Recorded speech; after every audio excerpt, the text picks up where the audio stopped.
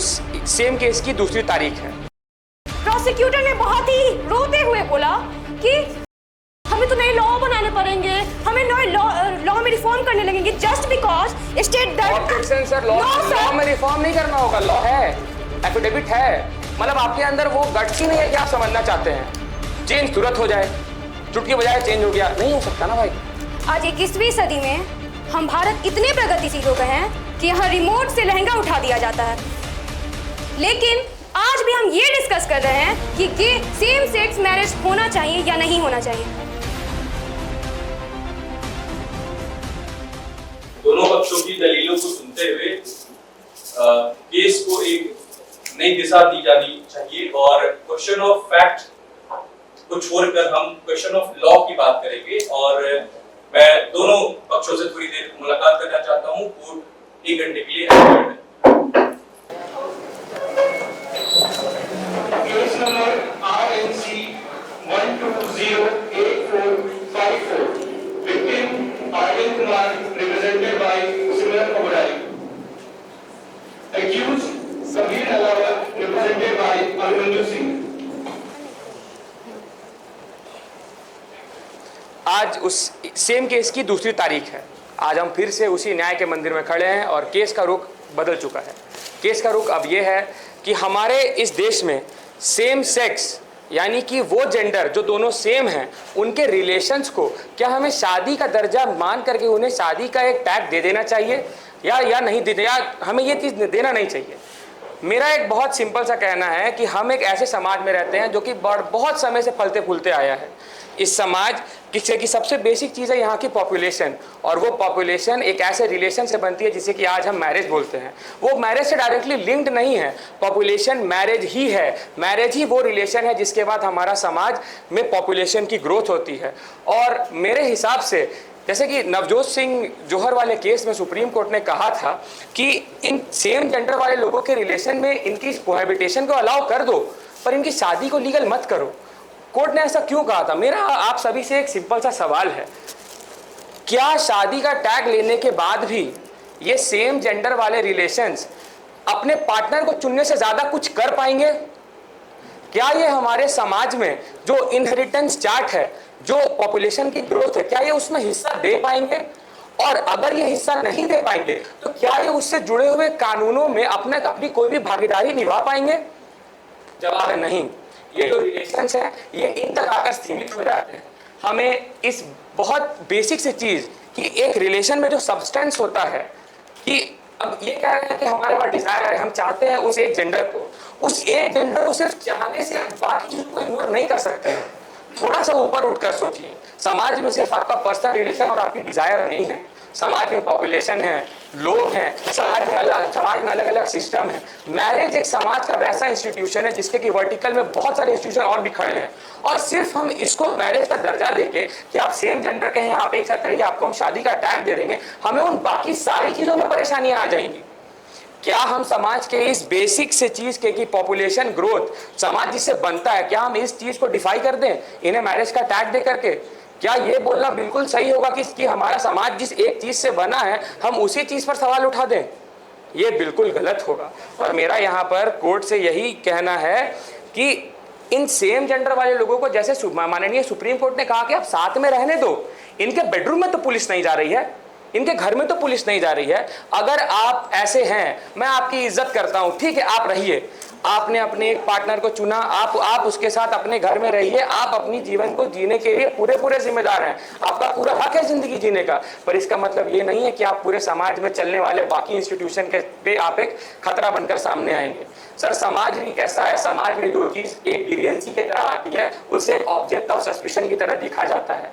और ये ऐसा समाज है जिसके की मांगों को मैं भली भांति समझ रहा हूं, पर मेरे हिसाब से इसकी मांगों को पूरा करने के लिए हमें शादी का दर्जा देने की जरूरत नहीं है। उसके अलावा भी बहुत सारी चीजें हैं। सिर्फ एक शादी का दर्जा मान करके इन्हें ये कह देना कि भाई आप शादीशुदा हैं, आप एक मर्द और औरत की जो शादी होती है आप उसके बराबर का स्थान ले लो, तो ये गलत है। क्योंकि मर्द और औरत की जब शादी होती है तो वहां से परिवार बनता है। मर्द के पास अपनी जिम्मेदारियां होती हैं, औरत के पास अपनी जिम्मेदारियां होती हैं। और अगर कोई कहेगा कि समाज प्रगतिशील नहीं हो रहा है इसको बिना एक्सेप्ट किए, तो सर आने वाले समय में और अभी भी मर्द और औरत की जिम्मेदारियों में बदलाव आए हैं। आज की डेट में औरत भी कमाने लगी है, तो हम ये तो नहीं कह सकते कि समाज बढ़ नहीं रहा है, पर हम ये जरूर कह सकते हैं कि समाज का बेस तब भी वही था कि हम रिप्रोड्यूस करेंगे और हम आगे बढ़ेंगे, और आज भी वही है। तो इस बेसिक से बहुत समाज के मूल चीज को अगर हम खारिज करके कहेंगे कि नहीं ये भी बराबर है, तो मेरे हिसाब से ये गलत होगा। Thank you.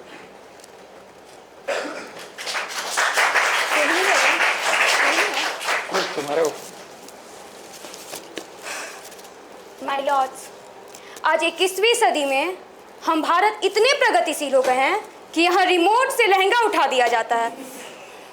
लेकिन आज भी हम ये डिस्कस कर रहे हैं कि सेम सेक्स मैरिज होना चाहिए या नहीं होना चाहिए। माय लॉर्ड, एक इंसान जिसके हार्मोन्स किसी और के प्रति अट्रैक्टेड हैं, वो हमारे सोसाइटी का हिस्सा नहीं माना जाना चाहिए जस्ट बिकॉज 90% सिटीजन से उनका रिलेशन, उनका हार्मोन्स मैच नहीं हो रहा है। इसका मतलब ये तो नहीं कि कॉन्स्टिट्यूशन के उसके आर्टिकल्स जो बेसिक राइट्स है उसको वो मिलने नहीं चाहिए। माय लॉर्ड, बहुत ही सिंपल सा क्वेश्चन है, बहुत ही सिंपल सा थॉट है। वो एक सिटीजन्स है, इंडियन सिटीजन्स, वो भी वोट देते हैं, वो भी टैक्स पे करते हैं, फिर उन्हें वो बेसिक राइट्स क्यों नहीं मिलने चाहिए? माय लॉर्ड, बहुत ही पेचीदा सवाल ये आता है कि अगर हम ये कह रहे हैं article 14 equal protection of law और इक्वालिटी ऑफ लॉ की बात करते हैं, पर मैरिज लॉ के वक्त उनके लॉ सेक्स के बेसिस पर चेंजेस हो जाते हैं।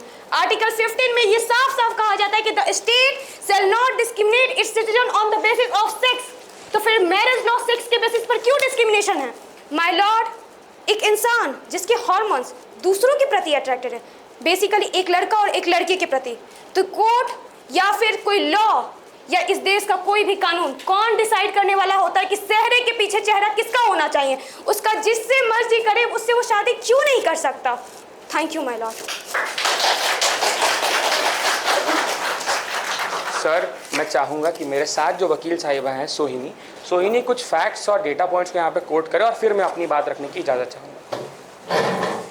माय लॉर्ड, ऑपोजिशन बोल रही है कि सेम सेक्स मैरिज लीगलाइज करो ताकि कुछ राइट्स इंश्योर किया जा सकते, लेकिन मैं कोर्ट के सामने दो बहुत ही इंपॉर्टेंट डेटा पॉइंट्स में प्रस्तुत करना चाहती हूँ। डेटा पॉइंट नंबर 1, जिन राइट्स के बाद आने वाले मूवमेंट में होने वाला है उनमें से कई के राइट्स लीगल ऑल्टरनेटिव्स ऑलरेडी प्रस्तुत है, मौजूद है। इनफैक्ट मैरिज इंस्टीट्यूशन को रीडिफाइन किए बिना भी कंसर्न्स को एड्रेस किया जा सकता है। इन ऑल्टरनेटिव्स को हम आगे वाले प्रोसीडिंग्स में प्रस्तुत करेंगे। Data point number 2, same sex marriage को लीगल रिकग्नाइजेशन देने से कुछ एस्टैब्लिश्ड इंस्टीट्यूशंस और उनके फ्रेमवर्क पर डायरेक्ट इम्पैक्ट पड़ता है। इनमें से marriage institutions, family structure, social stability, religious cultures, practices, social consciousness और सोसाइटी के लॉन्ग स्टैंडिंग एक्सपेक्टेशंस को इसमें शामिल होता है।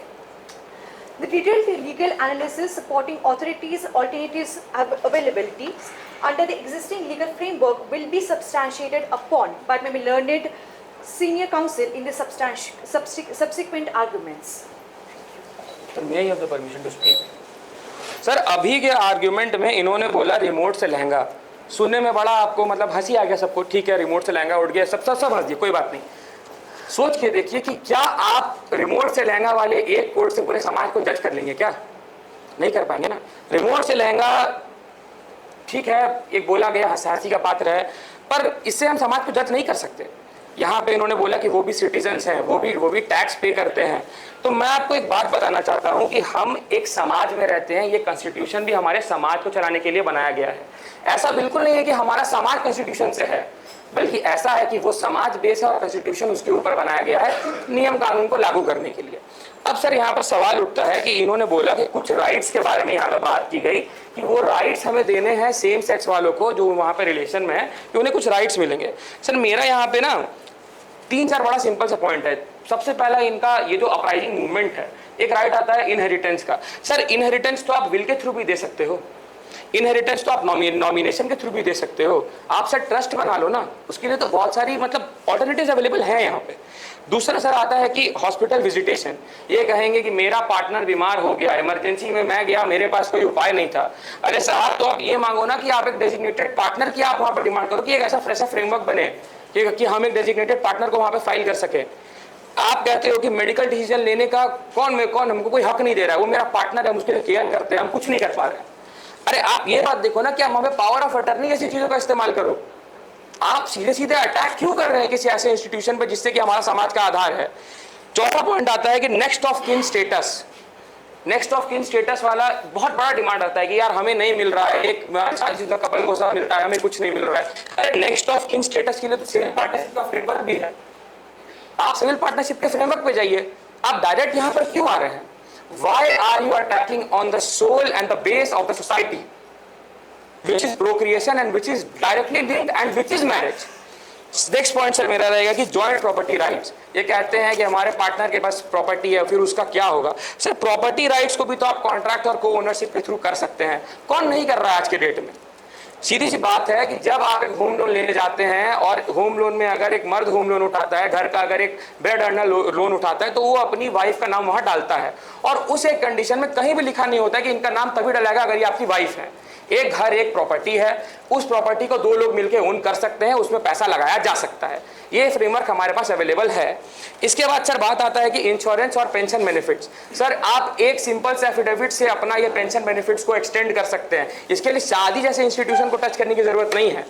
और सर बात आता है एडॉप्शन का। ये कहते हैं कि हमें चाइल्ड एडॉप्शन का अडॉप्ट करने नहीं दिया गया, तो मेरे हिसाब से वो इस कोर्ट का सब्जेक्ट है नहीं। चाइल्ड एडॉप्शन, चाइल्ड के वेलफेयर की बात है, वो एक अलग टॉपिक हो जाता है। और यहाँ पर मैं बस यही कहना चाहूँगा कि ऑल्टरनेटिव्स हमारे पास अवेलेबल हैं, पर इसका मतलब ये नहीं है कि आप एक मूल जो है हमारे सोसाइटी का आप उसको टच कर देंगे। मैरिज एक बहुत पवित्र चीज़ है सर, उसको नहीं छूना चाहिए, उससे हमारा समाज आगे बढ़ रहा है। कल के डेट में अगर आप मान लीजिए कि आप ऐसे बेसिक चीज़ों का आप टच कर देंगे, तो इंडिया जैसे स्टेट में जहाँ पर ऐसा, इंडिया जैसा कंट्री जहाँ पर ऐसे भी जगह है जहाँ तक इंटरनेट नहीं पहुँचा है, वो लोग इसके बारे में फिर क्या फील करेंगे? वो लोग तो उसी जमाने से उनको देख करके मैरिज बनाया गया ना, एक पूरा इंस्टीट्यूशन। 140 करोड़ की आबादी है सर, आप कैसे कहते हैं कि तुरंत से सब कुछ हो जाए? इतना हड़बड़ा क्यों रहे हैं? सोचते क्यों नहीं कि हाँ अगर हम नहीं देंगे ये राइट तो क्यों नहीं दे रहे हैं? क्या हमारा माननीय सुप्रीम कोर्ट, मतलब उसकी कोई तो मान्यता है ना, कोई तो लोग वहां पढ़ के गए होंगे। सुप्रीम कोर्ट ने यही क्यों बोला कि मैं आपको कोहैबिटेट करने दूंगा पर आपको शादी नहीं करने दूंगा? कोई तो कारण होगा।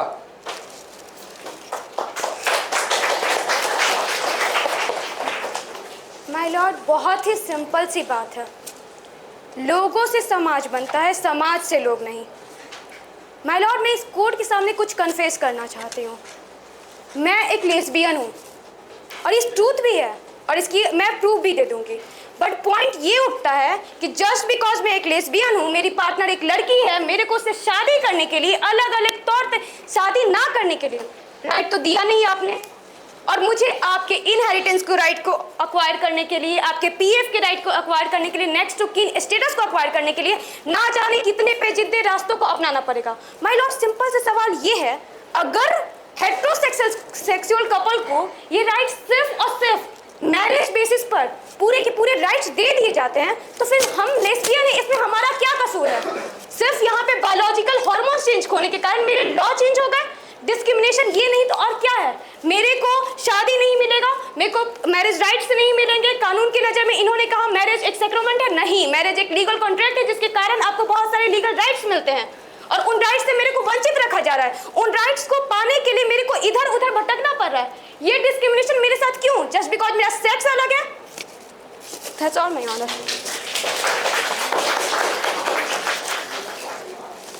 बात जब समाज की हो रही है तो ये कुछ साल पहले आए हुए लीगल फ्रेमवर्क को हमें कंसिडर शायद नहीं करना चाहिए। समाज लीगल और लीगल प्रोसीडिंग से आने से बहुत पहले से चलते आ रहा है और वकील साहिबा ने कहा कि लोगों से समाज है, समाज से लोग नहीं। पर आप ये बात तो जानो कि समाज वो छत है जिसके नीचे लोग रहते हैं। क्या आपका छत अगर आपको बारिश से बचाता है तो आपकी ये जिम्मेदारी नहीं है कि आप उस छत की मरम्मत करें? क्या आपकी ये जिम्मेदारी नहीं है कि आप उस छत को रिपेयर करें? एक सेकंड बोलेंगे तो हाँ, तो इसके बाद सर मेरा कहना है कि ये वकील साहिबा कह रही हैं तो मेरे हिसाब से तो ये पढ़ी लिखी हैं, तो ये कहती है कि बहुत पेचीदा फ्रेमवर्क है। सर पेचीदा फ्रेमवर्क कुछ नहीं है, एफिडेविट फाइल करिए ना। एफिडेविट फाइल करिए, आपके पास अलग अलग एग्रीमेंट है सबका ऑलरेडी नीति आयोग के वेबसाइट पर देखिए सर, आपको मिलेगा, सबका फॉर्मेट दिया हुआ है। ऑब्जेक्शन माय लॉर्ड, बात यहाँ सिर्फ मेरी नहीं हो रही है, पूरी कम्युनिटी की हो रही है। तो पूरी कम्युनिटी को बता रहा हूँ, सुनिए तो इतनी नॉलेजेबल है आपकी पूरी कम्युनिटी? समझने की जब आप में मतलब आपके अंदर वो गट्स ही नहीं है कि आप समझना चाहते हैं, चेंज तुरंत हो जाए, चुटकी बजाय चेंज हो गया, नहीं हो सकता ना भाई। मैरिज एक इंस्टीट्यूशन है ना, हम लोग के पास एक समाज चल रहा है, समाज वो छत है, तुम कहोगे कि हम छत के अंदर बारिश से बचेंगे, लेकिन छत गिरेगा तो तुम मरम्मत नहीं करोगे। माय लॉर्ड, अगर इस बात को नजरअंदाज किया जाए तो बहुत ही गलत होगा। समाज की अगर बात करें तो समाज इंटर रिलीजियस मैरिज को भी अलाउ नहीं करता, इंटरकास्ट मैरिज को भी वो नहीं अपनाता, उसके लिए खाप पंचायत होते हैं, ऑनर किलिंग्स होती हैं। तो क्या उस डर से, उस समाज के रवैये के डर से हम इन सारे राइट्स को छीन लें, इंटर रिलीजियस मैरिज को हटा दें, उनको इलीगल करार कर दें? नहीं, कॉन्स्टिट्यूशन उन्हें प्रोवाइड करती है प्रोटेक्शन। कानून का काम सिर्फ जुर्म के लिए सजा बनाना नहीं होता है, कानून का काम होता है माइनॉरिटीज के लिए या जिनको प्रोटेक्शन नहीं मिल पा रही उनको प्रोटेक्शन देने की। और सिंपल सी बात है, जब कॉन्स्टिट्यूशन में सारे minorities SC ST religious basis, caste basis सारे माइनॉरिटीज के लिए प्रावधान है, तो सेक्स बेसिस माइनॉरिटीज के लिए प्रावधान क्यों नहीं है? That's all my honour. Sir बात हुआ यहाँ पे रिलीजन, कानून की, रिलीजन से बांट दिया, कानून से बांट दिया, इंटर रिलीजन से आप अलाउ कर दिए, उसको भी मत अलाउ करिए। थोड़ा ऊपर बढ़िए, देखिए ना भैया, दो इंसान मिल रहे हैं, फैमिली ट्री बन रही है। ऑब्जेक्शन माय लॉर्ड, मेरा सिंपल सा क्वेश्चन था, मैंने ये नहीं बोला कि इंटर रिलीजन मैरिज नहीं होने चाहिए। जवाब भी नहीं दे रहा हूँ, मैंने ये नहीं बोला इंटर रिलीजन मैरिज नहीं होने चाहिए, मेरा कंसर्न बस इतना था। मर्यादा बनाए रखें, बताइए। मेरा कहना बहुत सिंपल सा है कि इससे थोड़ा थोड़ा सा ऊपर जाइए। सेम सेक्स है, सेम सेक्स उसके अंदर एक डिजायर है, इक्वालिटी देना, डिजायर को जस्टिफाई करना दो बहुत अलग बात है। सर आप एक डिजायर को जस्टिफाई करेंगे, ठीक है मेरे को आपसे डिजायर है, बहुत बेसिक अगर टर्म्स पे जाएं तो अगर आप सेम सेक्स मैरिज कर रहे हैं, आप एक फैमिली ट्री को तो ब्लॉक कर रहे हो, चलो उसमें आपकी गलती नहीं है, आप वैसे पैदा हुए हो, आप ब्लॉक कर सकते हो, पर सर ब्लॉक करने के बाद आप रहो एक साथ रिलेशन में ना, रिलेशन को कोई आपको मना नहीं किया। मैरिज वाले इंस्टीट्यूशन में आप क्यों घुसना चाह रहे हो जहां पर आप कुछ कंट्रीब्यूट नहीं कर पाओगे? सर एक लास्ट सवाल, मैं फिर से वही सवाल करूंगा, शादी का एक टैग लेकर के ये ऐसा एक्स्ट्रा क्या कर लेंगे जो इनको अभी नहीं मिल रहा है? बताइए। इस बात का जवाब देने के लिए मेरी पार्टनर आपको जवाब देगी। नहीं जा सकते। माय लॉर्ड, जिस तरह से इन्होंने समाज का इतना बड़ा चेहरा रखा, समाज आज से नहीं, समाज लाखों साल पहले से भी था और आज भी और आगे भी चलता रहेगा। कॉन्स्टिट्यूशन को आए हुए 75-76 साल हो गए, पर उसके भी अभी हम लोग पूरी तरह से काम नहीं कर पाते। कई सारे ऐसे लूप होल्स हैं जहाँ पे दिखता है तो पूरी तरह से डिफाइन नहीं कर सकते। और जहाँ तक बात समाज में चेंजेस लाने की है, मैरिज से सिर्फ एक पार्टनर को दूसरे पार्टनर का ये नहीं मिल जाता कि हाँ सिर्फ वो मेरे हस्बैंड है, वाइफ है। कहीं भी हम जा रहे हैं, किसी भी लीगल प्रोसीजर में जा रहे हैं और कहीं भी अगर आप अपने पार्टनर को, अगर आप बोल रहे हैं कि हाँ ये मेरी वाइफ है, आप लीगली उसको प्रूव कर सकते हैं, आपके पास सारे लीगल आपके पास सुविधाएं दी गई है कॉन्स्टिट्यूशन के द्वारा। लेकिन अगर मेरा पार्टनर, मान लीजिए कोई फीमेल है, सपोज है कि मेरे पार्टनर कोई फीमेल है और हमको उसी को सिर्फ अपने प्रॉपर्टी में ऐड करना हो या अपने हेल्थ केयर के लिए, हमको जब सिंपल सा, जब एक नॉर्मल एक कोई भी हेटेरोसेक्सुअल कपल के लिए एक सेफेस्ट पाथ और इजीएस्ट पाथ हो सकता है, तो क्यों नहीं हो सकता एक होमोसेक्सुअल कपल के लिए? और मेरे कुछ पॉइंट्स ये रखना चाह रहे हैं कि जिस तरह से भारत एक क्लोज सोसाइटी है, कब तक ये क्लोज सोसाइटी रहेगा? इसको अप्रोचिव और ओपन सोसाइटी बनने की ज़रूरत है। और हाँ, जहाँ तक मेरे एक और पॉइंट रखना चाहते हैं, भारत से ही सिर्फ दुनिया नहीं बनती, दुनिया और सारे देशों से भी बनती है। टोटल 39 और कंट्रीज़ है जहाँ पे ये सेम सेक्स मैरिज अलाउड है और वो कुछ इस प्रकार है। हाँ, अमेरिका में टोटल 11 कंट्रीज़, यूरोप में total 23 countries and south Pacific Asia में 4 कंट्रीज़ एंड साउथ अफ्रीका में अलाउ की जाती है। तो ऐसा ये नहीं है, और आप ये भी नहीं कह सकते कि वो अंडर डेवलप्ड कंट्री है। अमेरिका और यूरोप काफ़ी डेवलप्ड कंट्रीज़ में आती है, ग्लोबल नॉर्थ कहलाते हैं। जब वहाँ जैसे डेवलप्ड नेशन में चेंजेस आ सकती है कि हाँ हम उन कपल को भी एक नॉर्मल इंडिविजुअल की तरह देखा जा सकता है, जस्ट बिकॉज कि उनके कुछ हार्मोन्स अलग है, उन्हें हमें कोई भी बचपन से ये नहीं सिखाता कि हमें किसे पसंद करना चाहिए, किसे नहीं पसंद करना चाहिए। लोग जिसे पसंद करते हैं सोसाइटी को अपनाना चाहिए, जस्ट बिकॉज कि उसके और जस्ट बिकॉज कि वो सभी के साथ नहीं आते, वो थोड़े डिफरेंट है। Different doesn't mean it's negative. Social current नाम की भी चीज़ होती है। सोसाइटी में हर कुछ एक चेंजेस आता है, डिस्टर्बेंस क्रिएट होता है, सोशल करंट बनता है, तभी वो नया होता है। चाहे कोई पॉलिसी हो या कोई डिफरेंट, चाहे वो कोई पॉलिसी हो या नए कोई संविधान में अमेंडमेंट या कुछ भी लाना हो, एक सोशल करंट होता है। लोगों को खड़ा होना होता है, स्टेप लेना होता है अपना, तभी उसके बारे में पता है। और मुझे ये पता है कि और हाँ, जैसे मान रहे हैं कि इनकी आवाज़ आ रही है, फैमिली की बात हो रही है। भारत में या दुनिया में ऐसे कई सारे अनाथ बच्चे हैं जिनको एक घर चाहिए, और ऐसे फैमिलीज को इंडिया में अलाउड नहीं है, बट इंडिया के बाहर सारे कंट्रीज़ में जहाँ पे ये सेम सेक्स मैरिज है, under some restriction and provision वो लोग को अलाउड होता है कि वो लोग बच्चे को अडॉप्ट कर सके और हाँ, उनको एक अच्छा बेहतर फ्यूचर दे सके। तो जस्ट बिकॉज फैमिली और लीनियज बढ़ाना है, इट्स वो सिर्फ वहीं पे ख़त्म नहीं हो जाता।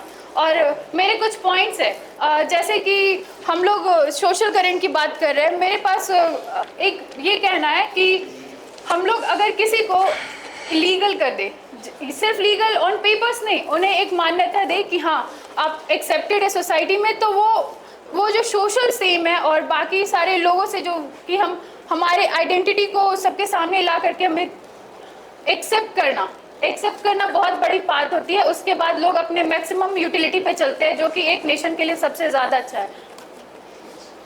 देख के बात सबसे ज़्यादा अच्छा है। और मेरे पास कुछ बहुत ही प्रोमिनेंट पॉलिटिकल और इकोनॉमिकल स्फेयर के लोगों का नाम है जो हम लेना चाहेंगे, जो कि ओपनली एक्नॉलेज करते हैं कि वो LGBTQ+ सोसाइटी से बिलोंग करते हैं और कम्युनिटी से बिलोंग करते हैं। स्टिल वो अपने पोटेंशियल के फुलेस्ट पे है, क्योंकि उनके कंट्रीज़ में और उनके सोसाइटी में उसको एक्नॉलेज किया जाता है। और कुछ नाम हम लेना चाहेंगे जो इस प्रकार है।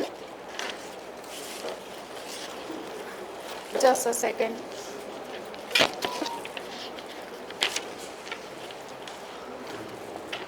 और इसमें कई इंडियन नाम भी है। और पहले हैं अप्सरा रेड्डी, जो कि AIADMK के स्पोक्समैन थे, जर्नलिस्ट। और उसके बाद है मेनका गुरुस्वामी, रॉबिन जिल्टन जो कि PM रह चुके हैं और यंगेस्ट है अपने हिस्ट्री में, डच हिस्ट्री में यंगेस्ट है, नीदरलैंड के PM रह चुके हैं। फिर गैब्रियल एडेल, लियो वर्डकर और सैम एल्टन, मार्टिन रॉथ, ये सारे कुछ नाम से जो कि PM और फॉर्मर PM या पॉलिटिकल स्फेयर में अपना नाम बना चुके हैं, रिगार्डलेस वो किस जेंडर को लाइक करते। और जैसे मेरे अपोनेंट का कहना है कि आप लीगल, और अपोनेंट का कहना है जैसे कि हमें अगर उन्हें इनहेरिटेंस देना है तो हम उसे बिल के द्वारा, और अगर हम ये उनको कह दें कि हाँ ये मेरे पार्टनर है और ये सोशली लीगली एक्नॉलेज कर दे, अगर तो कितना आसान होगा। क्या आप ऐसा कभी देख सकते हैं समाज में कि किसी की पत्नी है, उसे सोशली एक्नॉलेज करने के लिए बस इतना कहा जा सकता है कि वो मेरे रिश्तेदार है, या कोई उन्हें चाची या कोई मामी तो नहीं कहा जा सकता। जब वो पत्नी है तो उन्हें पत्नी ही कहा जाता है। उसी तरह से हम बस ये कहना चाहेंगे, जब वो एक पार्टनर है तो उसे पार्टनर ही कहना चाहिए, जस्ट बिकॉज कि वो रिलेटिव है या क्यों, it's not a point of shame. That's my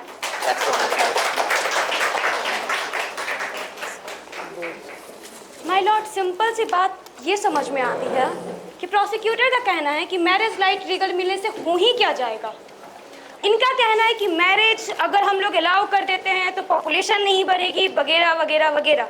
मेरा मानना, बस मेरा छोटा सा क्वेश्चन है, पॉपुलेशन तो तब भी नहीं बढ़ेगी जब हमने सेम सेक्स रिलेशनशिप को अलाउ किया, क्योंकि वो तो रिलेशनशिप में रह ही रहे हैं। तो अगर एक मैरिज अलाउ करने से उन्हें ये लीगल राइट्स मिल जाते हैं तो मेरे स्टेट प्रोसिक्यूटर को क्या हर्ज है माय लॉर्ड? मैं ये पूछना चाहूंगी इनसे। सर, जब देश और दुनिया का बात हो ही गया है तो पहले हम चाहेंगे कि सोहिनी कुछ फैक्ट्स को प्रस्तुत करें, फिर बात करते हैं बढ़िया से। माय लॉर्ड, मेरे ओपोनेंट ने ग्लोबली इस केस को ग्लोबली एक एस्पेक्ट देने की कोशिश की है। उन्होंने अमेरिका ये सब के नाम बोले। माय लॉर्ड, मैं एक बात बोलना चाहती हूँ, what may work in relatively homogeneous societies may not necessarily work in highly diverse popular society like India.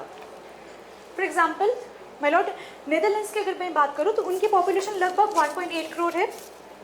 Same sex marriage उनको लीगलाइज किया गया है और उनके बाद पेरेंटेज लॉज पे बात किया गया, अडॉप्शन लॉज को भी चेंज किया है। और ये सब फ्रेमवर्क चेंज करने के बावजूद भी उनका कोई फ्रूटफुल रिजल्ट नहीं आया सामने। उसके बाद उन्होंने ऑस्ट्रेलिया के बारे में बोले, उनके पॉपुलेशन लगभग 2.7 करोड़ है, वहाँ पर भी मैरिज एक्ट जो है वो अमेंड किया गया है, रिलीजियस इंस्टीट्यूशंस को अमेंड किया है, उसके एड्रेस जितने भी कंसर्न्स हैं उनके सेफगार्ड्स उनको एड्रेस किया गया है। कनाडा का अगर बात करूँ तो उसके पॉपुलेशन जो है 4 करोड़ है, वहाँ रिलीजियस फ्रीडम और इक्वलिटी राइट्स के बीच में भी लीगल डिस्प्यूट्स देखा गया है। ये सेम सेक्स मैरिज को लीगलाइज करने के बाद पेरेंटेज और असिस्टेड रिप्रोडक्शन लॉज में भी अमेंडमेंट्स करने पड़े।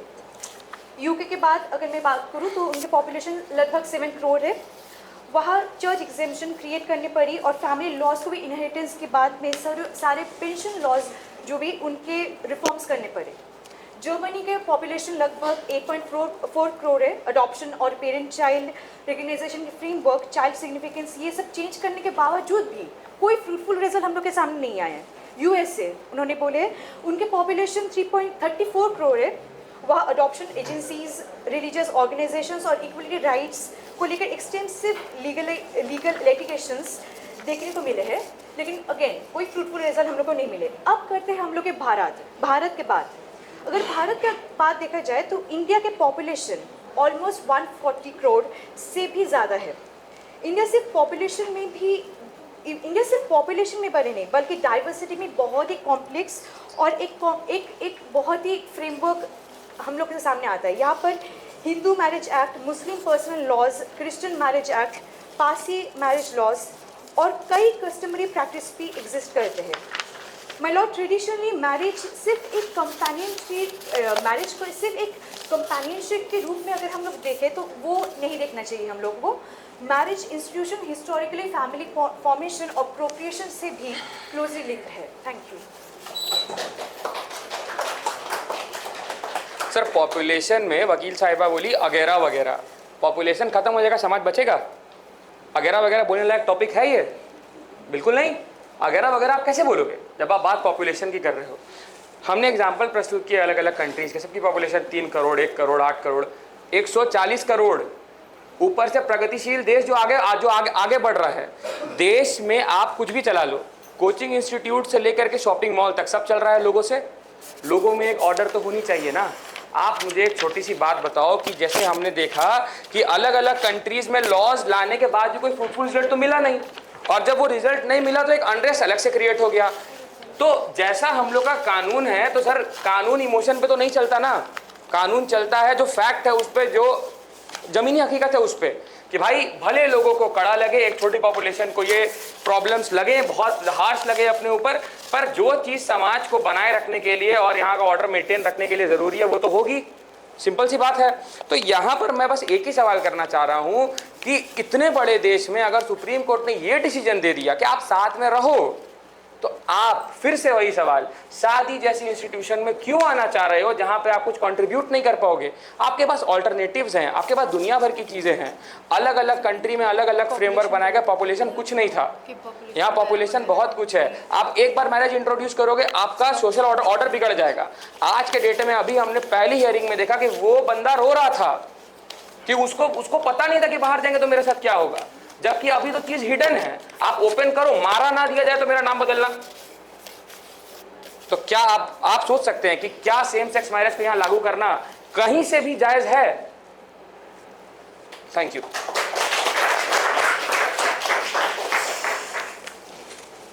माय लॉर्ड, प्रोसिक्यूटर ने बहुत ही बेबुनियादी और बेतुकी बातें की हैं अभी आपके सामने।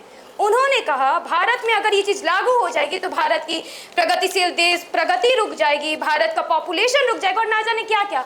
माय लॉर्ड, भारत में एलजीबीटीक्यू की पॉपुलेशन है कितनी? 2.5 मिलियन और इनके पूरे पॉपुलेशन 140 करोड़। मेरे को ये समझ में नहीं आ रहा है कि 2.5 मिलियन को अगर मैरिज राइट मिल भी जाते हैं तो इनकी पॉपुलेशन रुकेगी कैसे? बाकी लोग भी एलजीबीटी में कन्वर्ट हो जाएंगे क्या? माय लॉर्ड, बेसिक सी बात है, एलजीबीटीक्यू को भी माय लॉर्ड बेसिक सी बात है, एलजीबीटीक्यू को बीमारी की तरह देखा जाता है। इनको कन्वर्ट, अगर कोई बोलते जैसे मैंने बोला लेस्बियन हूँ, अगर ये बात बाहर जाए तो मेरे घर वाले और मेरे को कन्वर्जन थेरेपी देंगे कि इसको लड़की बना दो। कैसे बन जाओगी मैं लड़की? माय लॉर्ड, सिंपल सा चीज है। दूसरी पॉइंट आते हैं स्टेट प्रोसिक्यूटर की तरफ में। इन्होंने कहा कि जिन देशों में ये सब लागू हुआ वहाँ कोई फ्रूटफुल रिजल्ट नहीं देखने को मिले। थोड़ा सा रिसर्च भी पकड़ लेती मैडम। PEW रिसर्च सेंटर के अकॉर्डिंग जिन देशों में सेम सेक्स मैरिज अलाउ किए गए उनमें 55% क्राइम रेट गिर गए LGBTQ कम्युनिटी के अगेंस्ट। अगर ये भी इतना भी आपके लिए फ्रूटफुल नहीं है तो क्या फ्रूटफुल है आपके लिए? उन कम्युनिटी को कोई इज्जत नहीं है या उन कम्युनिटी का कोई रोल या कोई प्रोटेक्शन नहीं है? माय लॉर्ड, यहाँ भी हटाते हैं। प्रोसिक्यूटर ने बहुत ही रोते हुए बोला कि हमें तो नए लॉ बनाने पड़ेंगे, हमें नए लॉ में रिफॉर्म करने लगेंगे just because state that. Objection sir, law में रिफॉर्म नहीं करना होगा, लॉ है, एफिडेविट है। ऑब्जेक्शन, सॉरी माय लॉर्ड, कहने का मतलब ये है कि प्रोसिक्यूटर ये बोल रहा है कि लॉ रिफॉर्म करने पड़ेंगे, लॉ में चेंजेस लाने पड़ेंगे, इसीलिए इनको मैरिज राइट क्यों देने हैं? माय लॉर्ड, सिंपल सा चीज है ना।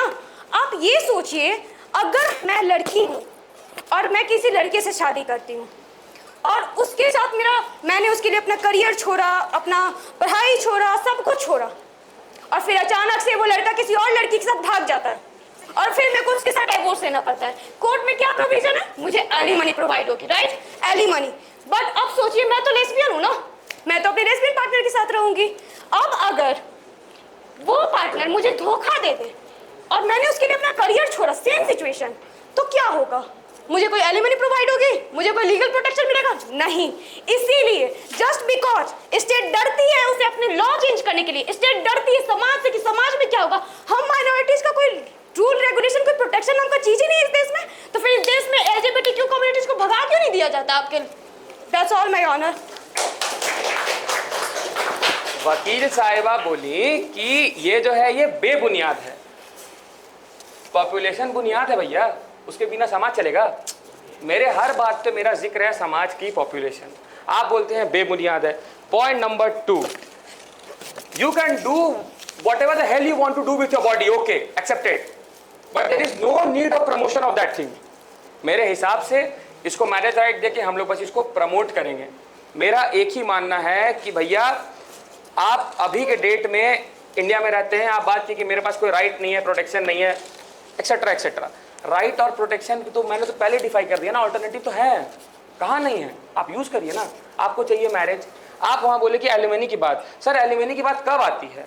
एलिमनी की बात तब आती है जब आपके पीछे कोई परिवार होता है। एलिमनी की बात तब आती है जब आपके पीछे कोई जिम्मेदारियां होती हैं।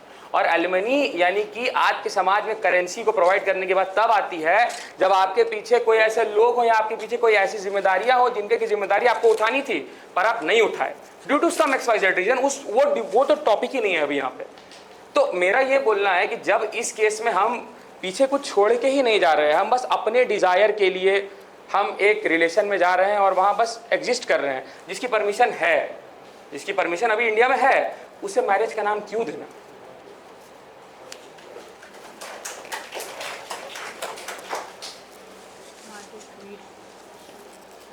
क्या बोलने वाले? अभी डिफेंड करने वाले हो? हम पॉइंट्स क्या बोलने वाले थे? ये पॉइंट्स क्या बोल रहे थे? अच्छा बोला हाँ, और जो तुम जितना भी बोला ना उसको काउंटर कर रहा था। माय लॉर्ड्स, फिर से केस उसी मोड़ पे आके खड़ी हो जाती है। ना कोई पॉइंट, मैरिज राइट क्यों चाहिए, मैरिज राइट क्यों चाहिए, मैरिज क्या राइट क्यों चाहिए? क्या हो जाएगा अगर हमें मैरिज राइट मिल जाएगा तो? सिंपल सा क्वेश्चन है। आपको लॉ चेंज करने पड़ जाएंगे? सिंपल सा क्वेश्चन है। आपकी सोसाइटी में हंगामा हो जाएगा? सिंपल सा क्वेश्चन है। किस बात से स्टेट प्रोसिक्यूटर डरता है? अभी इन्होंने बोला, सर ऐसे मत बोली सबके सामने कि मैरिज लॉ क्यों होने चाहिए।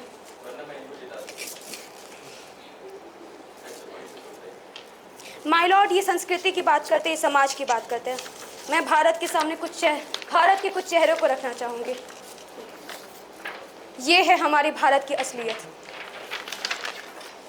भारत संस्कृति में कभी गे रिलेशनशिप को बेकार बोला ही नहीं गया।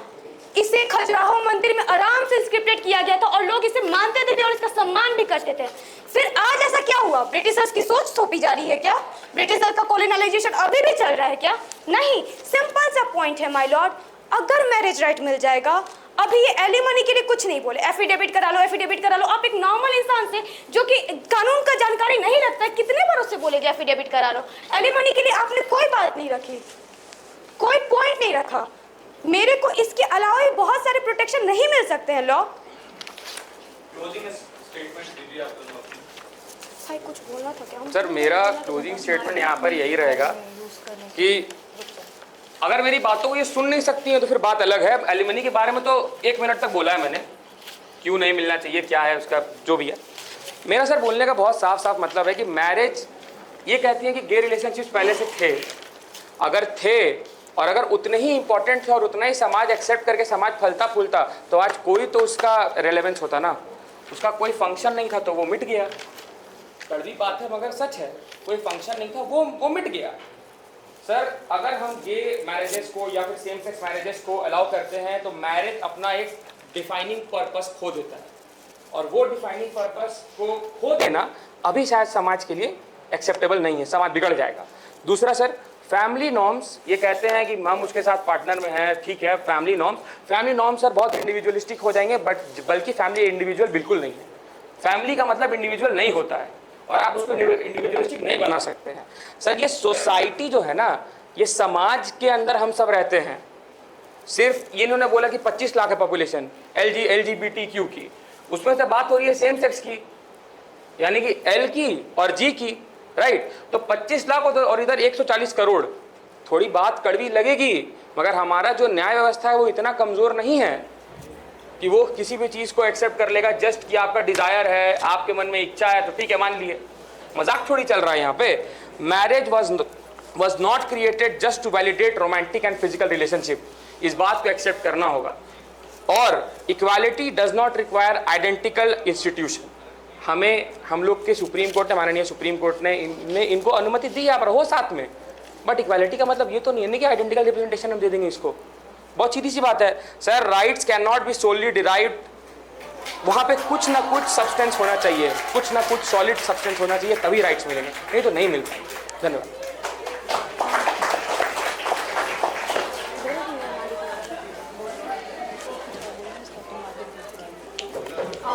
सर जस्ट इंडियन कॉन्स्टिट्यूशन में आर्टिकल 14 मिलता है राइट टू इक्वालिटी, और आर्टिकल 21 राइट टू लाइफ और प्रॉपर्टी।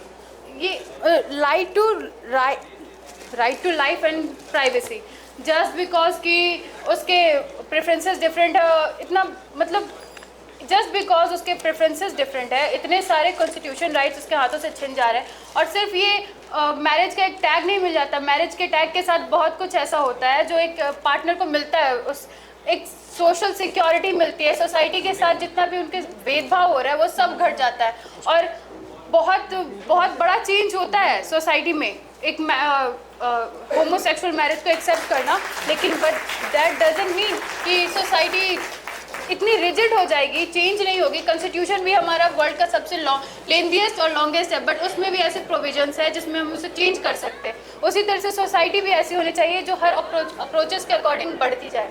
हाँ है, पॉपुलेशन कम है, ज़्यादा डेवलपमेंट नहीं है, हम लोग इतने ओपन नहीं हैं, पर कब तक ऐसा चलते रहेगा?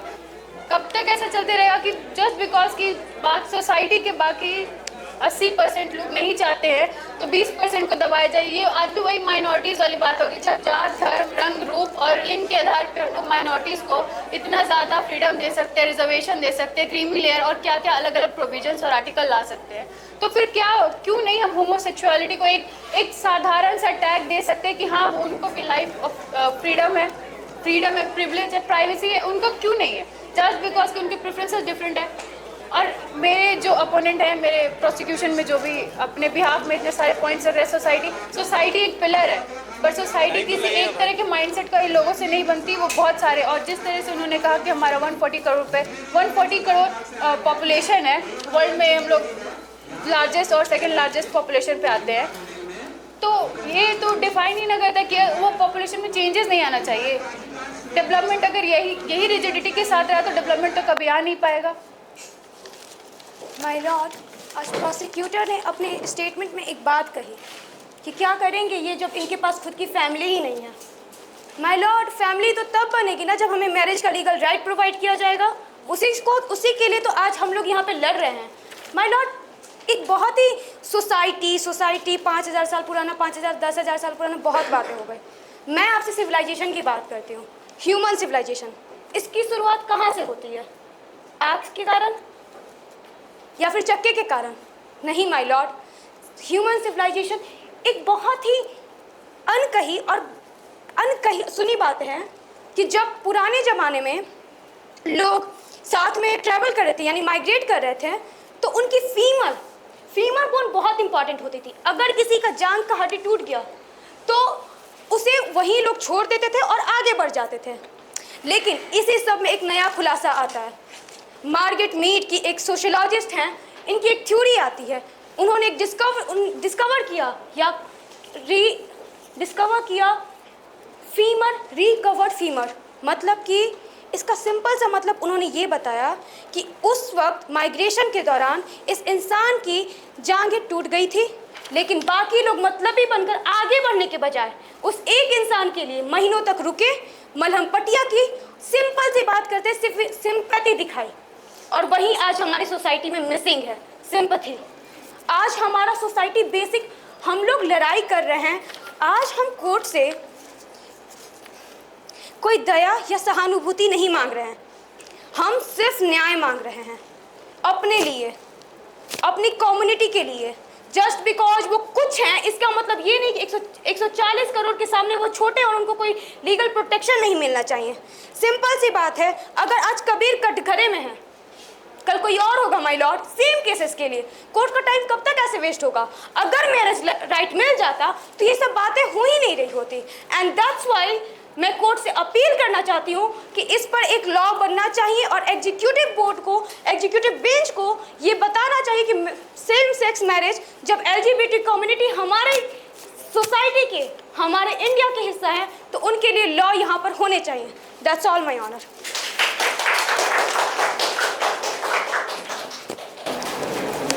दोनों पक्षों की दलीलों को सुनकर और दोनों एक्यूज कबीर और समाज में ऐसे बहुत सारे इश्यूज हमेशा आते रहते हैं, बहुत सुने हैं हमने। और ये सारे के सारे इश्यूज सिर्फ इसलिए क्वेश्चनेबल बन जाते हैं क्योंकि स्मृतिज उसी हिसाब से चली रहती है। अब स्मृतिज क्या होती है? Rules and regulations. जैसे फॉर एग्जांपल अभी हमारे पास कॉन्स्टिट्यूशन है और पूरी की पूरी सोसाइटी कॉन्स्टिट्यूशन बेस्ड ही चलती है। अभी हमारे कॉन्स्टिट्यूशन में ऐसे कोई प्रावधान नहीं है जिस प्रावधान के अनुसार आप दोनों ने जो गलतियां कर रखी है उस गलतियों को माफ किया जा सके। एंड चूंकि ये question of fact and question of law दोनों के केसेस हैं, तो क्वेश्चन ऑफ फैक्ट के अनुसार, और ये एक्स पोस्ट फैक्टो है, इसके अनुसार क्या होगा कि अगर आपने रेप केसेस, इनके ऊपर रेप एलिगेशंस लगाए हैं और अगर आप चाहते हैं कि ये रेप एलिगेशंस कंटिन्यू रहे, तो इनके ऊपर मैं आगे केसेस में सारे चार्जेस फ्रेम करना चाहूंगा और मैं इस जजमेंट को रिजर्व करता हूं। और रही बात दूसरी, जो क्वेश्चन ऑफ लॉ की जब बात आ जाती है कि सेम सेक्स मैरिज वाले प्रावधानों को भारत में अप्लाई करना चाहिए या नहीं करना चाहिए। सर, मैं समाज और परिवार के डर से ये सब किया था। मैं अपने पार्टनर को माफी देना चाहूँगा और उनसे गले मिलना चाहूँगा।